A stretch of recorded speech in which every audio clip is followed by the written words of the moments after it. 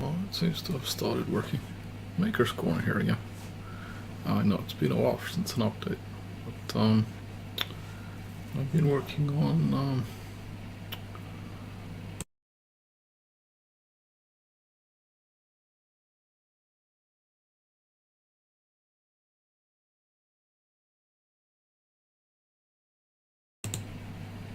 this one here. So, I said in my previous video that I wouldn't bother to automate the tests, the experiments, but then I thought, what the hell, try and do it anyway. So I actually succeeded. Had a bit of struggles with serial communication with the Arduino. Always very exciting making Sketch C++ code for the Arduino, especially if one wants to do multiple things at the same time. Because actually, even if Arduino doesn't have an operating system, it has some kind. It has a firmware that is interrupt driven, and it kind of pseudo acts like an operating system sometimes. So it can do odd things in the background. So it's not only the code that you make in the sketch that's running. There are other processes, or we shouldn't call it process, but there are other activities running, so which can sometimes collide with what one wants done. So anyway, we can have a look at what I've been doing. So what I did is I expanded the UI with this option to how to execute the test, the experiment, and I can just click on the experiments that I want to have automatically execute, and then I click on how to execute, and it will execute the experiment, run a cooldown phase, and then continue with the next one until it's completed. The biggest problem I have, which I struggled with for several days, I can show. This is where Arduino gets interesting. I can just destroy this log file. So that's what the command entry execution should look like.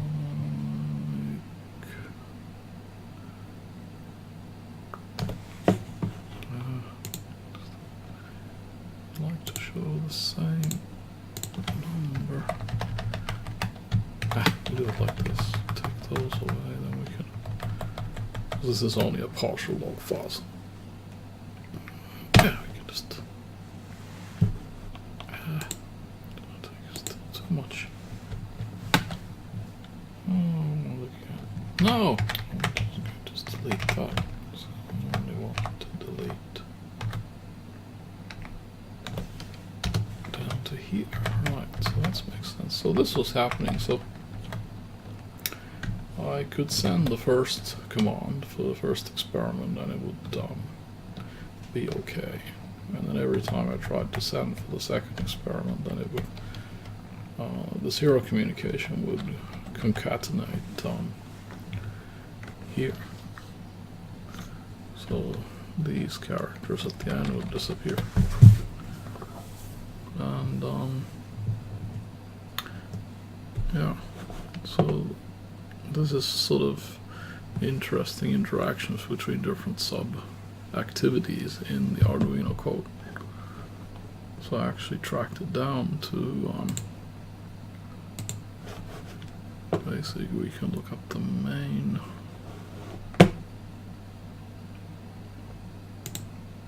Arduino code here. So basically in the main loop it's there are other supporting code, but basically it's checking if the cooldown activity had completed or not before it would continue with the next. And then I had inserted here a bigger delay so that it wouldn't be checking so aggressive. But then of course this is the thing that I never remember with Arduino, that if you used the Arduino delay command, which I've actually used here, one should try not to use long delays. Because this can mess with because I'm reading the serial traffic using the serial event function that is called by the Arduino subsystem firmware. And what was happening is that this was because of that delay, it was timing out the serial buffer. That's at least my interpretation. So I wasn't able to read the full extent. It was beautifully coordinated. I don't know. This is, you never know with Arduino. It's such a strange little pocket environment. That, why was it so systematic and never varied? It always executed in the same way. But as soon as I took away the delay, bingo, reads all. I can run 10 experiments in a row, and it always gets the command sequence correctly. And now I've made the I don't know if I had this before I started the. Yes, this I showed before that now. Yeah. So the experiment is sent as a parameterized command from the Python code. So without going too much into detail, I can show where did I put the. Yes, here we are. So basically, you have. Basically, this is a generic experiment name, and then you have the. What effect should it run? Is the fan 1 on, or is this fan 2 on? And then the time of the experiment. The code I made here is pretty much garbage. It's not very well made because I have separated the experiments and hard coded them. These should be dynamically created. You should have a. Or I should have a table of experiments in a data file or something, or even in the database that I have, and then it would load the experiments from there and build the UI and everything. But I was thinking I'm only going to use this for a one-off activity, so I'll just keep it as simple as possible. But that was fun. So I wasted 2 or 3 days of stripping down the code to take it, and this is actually applies as a good hint for anybody working with Arduino and PC interaction stuff, that the key to finding the root cause of the problem is to simplify. So make copies of your original solution on both the Arduino script level and if you have a client program, then take away everything that's not needed. So what I did is I took away everything and took away stuff one layer at a time until it started working, and then after it started working, then I started adding back to find out, okay, what triggers that specific this Mad Hatter behavior, what. And you can find articles on the internet where people are struggling with this similar types of things where the serial communication perceivably does not work, but it can be that it's something else the one is doing that is kind of interfering with the Arduino's internal firmware interrupt sub-mechanism. So I even tried to run the same code on an Arduino Mega, and it stopped in exactly the same place. So it's not a performance issue. Neither is it a memory issue. So I was thinking, if this is memory corruption, then move to a platform with more memory. So it's actually good to have an Arduino Mega card around, even if you're only working on Arduino Uno. So then you can actually say, okay, if you get very mysterious behavior on the Arduino Uno, then you can actually put the same code, even if it's recompiled on the Mega, and at least dry run it. I mean, of course, if you have very hard, like your software would be dependent on the hardware interface. If you're working in a specific way, then it's harder to do that quick test. But maybe if you scale down the code to the specific functionality, that doesn't work. But it's always good to scale back to be able to find problems. as I said, to find this and actually, that took days. And I'm building the actual logic to make the stepwise auto execution. That I did very fast and got that kind of the basics of that working very quickly. And then I got stuck on this. So that's why I haven't really been posting. So anyway, now I can probably tomorrow, or during this week or at the weekend, try and just make it run all the experiments, and then we have the database full of data. So then I can actually have an investigate what to do with that. Yeah. I've been having a bit of a flu, annoying. I hope it won't get any worse. It's getting winter here where I am, so it's on 4 Celsius today. But anyway, just thought I'd post an update. Same rule applies. If the sound's okay, then I'll upload it. Did I get anything more? Let's see now.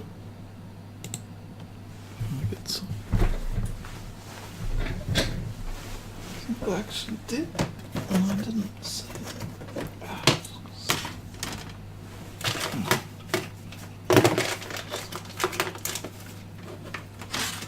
Let's see what we can find in the box. Not an unboxing. Just. Yeah, I bought another. Who knows?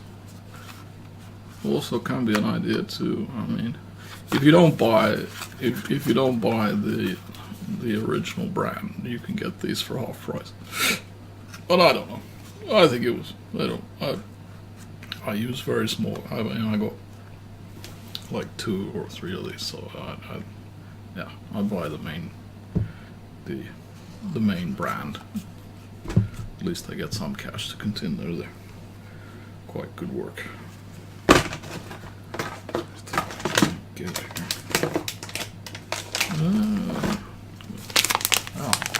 A bigger MOSFET controller. I don't think I need it actually, because I got the MOSFET working very well that I have now. But anyway, it's good to have that stuff in stock. What else did I have? Well, I think I talked about the radio thing. Oh, here it is. Here's the. You can't see it. I should just open it. Maybe it'll be a little bit of an unboxing. So anyway, this is something I intend to test. And this is very interesting. This is a Arduino Ethernet adapter module, with just a pin cable connection. So this will be interesting to test. One of these videos I will set up, where I will set up the communication to the experiment with this module, just to see how well that works, and see if it works better than using serial connection. I had something else, where did I put it? Disappeared here somewhere.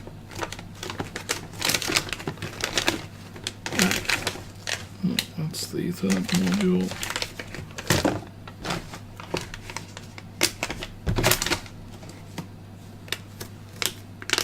And that's the wireless I talked about already. Oh, that's crazy. Where is it going to? I had one more thing. I can't find it. That's sad. I already lost it. Not much of a YouTuber, losing the stuff. There! Yeah, look at that. So here we have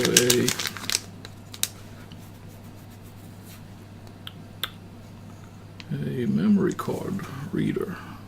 I don't know. The thing is, it comes with this big slot. You know, when you buy memory cards, you get the adapter. So basically, this is like I've actually thrown all the adapters away, so now I have to actually find one of them.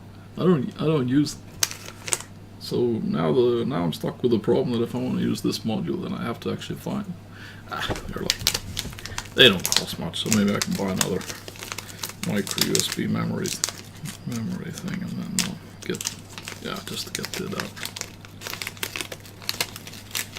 So that, and the idea is that should run an experiment where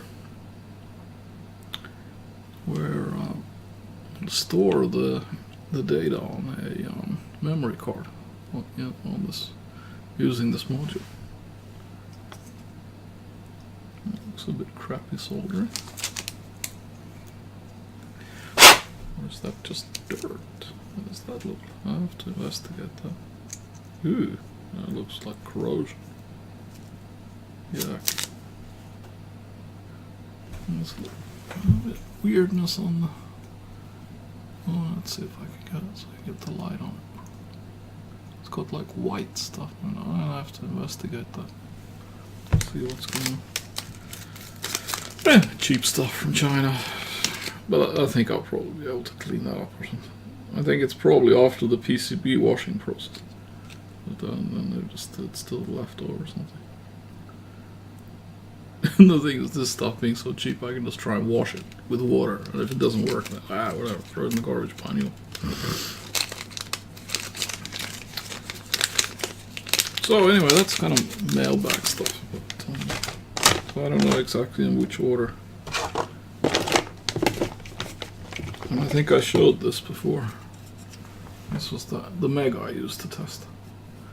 So it's actually a good companion to the Uno. When Uno starts misbehaving and one suspects memory or performance issues, and as long as the section stuff isn't too complicatedly connected into the hardware you're specifically running, so it can't be moved over, then it's actually quite a good idea to upload the sketch into the Mega and see how it performs.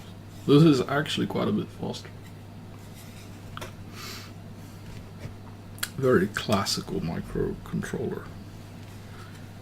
So I mean, the good thing about the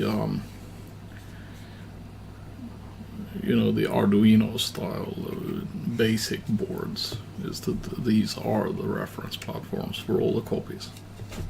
So if you could get it to work on this one, then you can just as well go out and buy 100.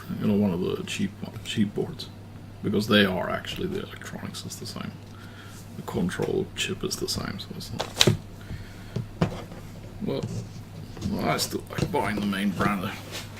They don't break the bank.